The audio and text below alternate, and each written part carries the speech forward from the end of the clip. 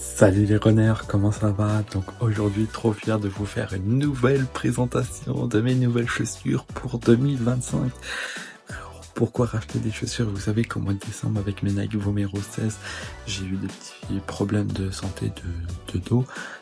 Voilà, c'était peut-être pas adapté ou quoi que ce soit, donc je ne sais pas si je vais les garder ou pas, parce qu'ils sont que 200 km, donc je pense qu'ils sont encore un peu utilisables et tout terrain, peut-être changer la semelle à voir. Donc après, je suis passé avec mes Vomero 17, mais on m'a dit que Nike c'était pas trop bien. Je me suis renseigné et c'est vrai que c'est peut-être pas la meilleure marque de running, mais par contre ils ont un super service marketing, c'est pour ça qu'ils sont connus de partout. Donc j'ai mis des semelles Sidas pour Nike Vomero 17. Pour le moment, ça se passe bien. C'est vrai que c'est pas le meilleur confort parce que je vous ai fait une vidéo le mois dernier de mes Saucony, justement pour remplacer la paire, qui sont incroyables. Là, j'ai fait une trentaine de kilomètres, je peux comparer avec Nike, incroyable. Je peux faire des entraînements rapides, défractionnés. Par contre, de petit footing, j'ai un petit retour de dynamisme dans la chaussure.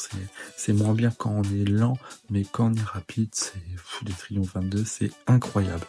Et là, j'ai craqué, c'est les soldes, j'ai eu une carte cadeau, je me suis dit bah pourquoi pas me faire plaisir, et mon ami Samantha avait dit le mieux c'est d'avoir plusieurs paires de running, parce que imagine tu t'entraînes qu'avec tes Saucony, tu veux faire le marathon avec tes Saucony, mais t'arrives, ils ont déjà 500 km d'entraînement, et la semelle elle va pas être aussi performante qu'à ses débuts, donc je te conseille de changer plusieurs fois de paires de chaussures, comme ça bah tu crées pas de défauts dans ton corps et tout ça, ils peuvent s'habituer et tout tralala.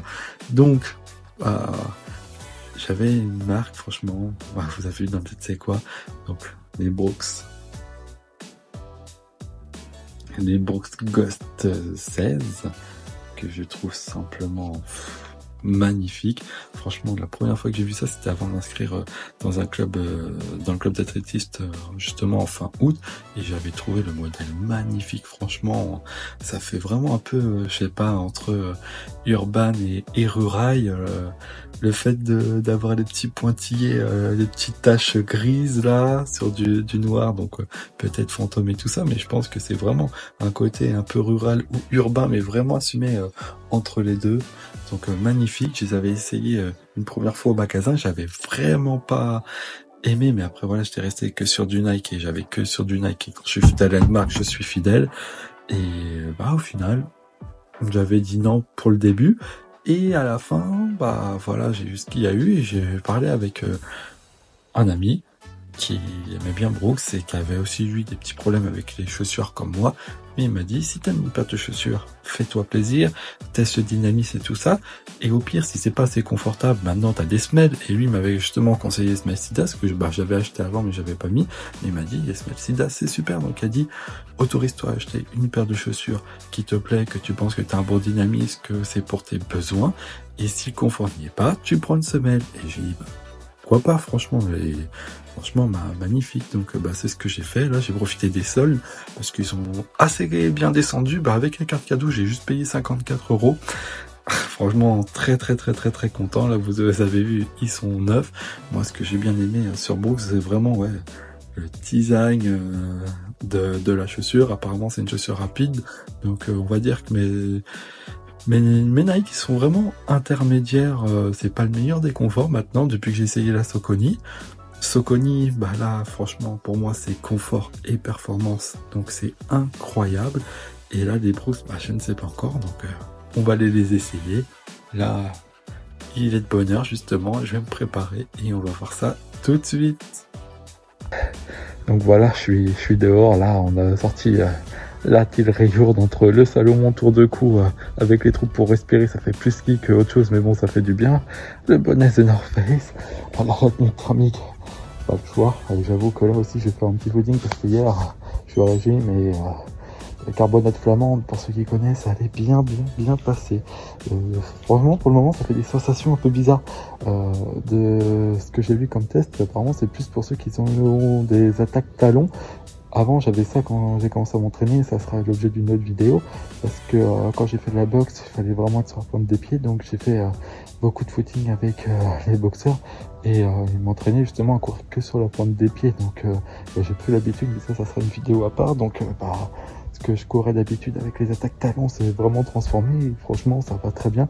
Des fois, quand je suis fatigué, je tape une grosse côte où je fais les attaques talons et ça me soulage.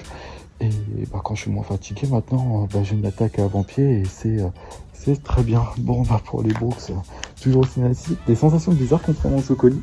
J'ai pas l'impression que ça soit un bon coussin, mais bon. Voilà, là je les trouve magnifiques.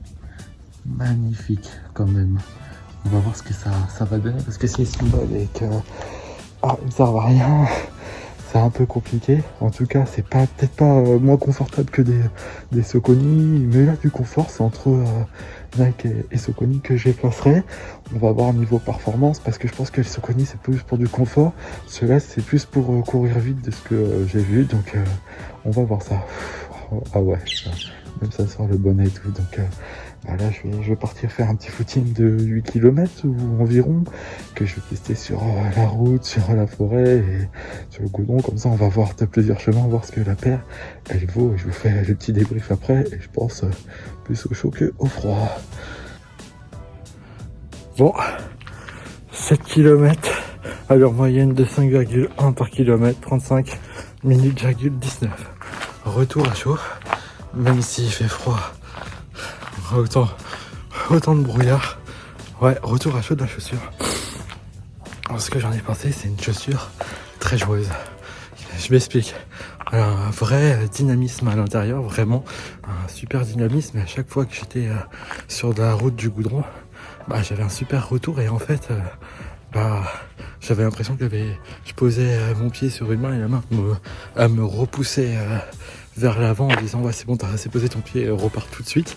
Donc un très bon retour de dynamisme dans les pieds, et je pense que ça s'est vu parce que j'ai dit waouh, quand même je vais vite sans me fatiguer grâce à ce retour là. Donc elle est très joueuse sur la route.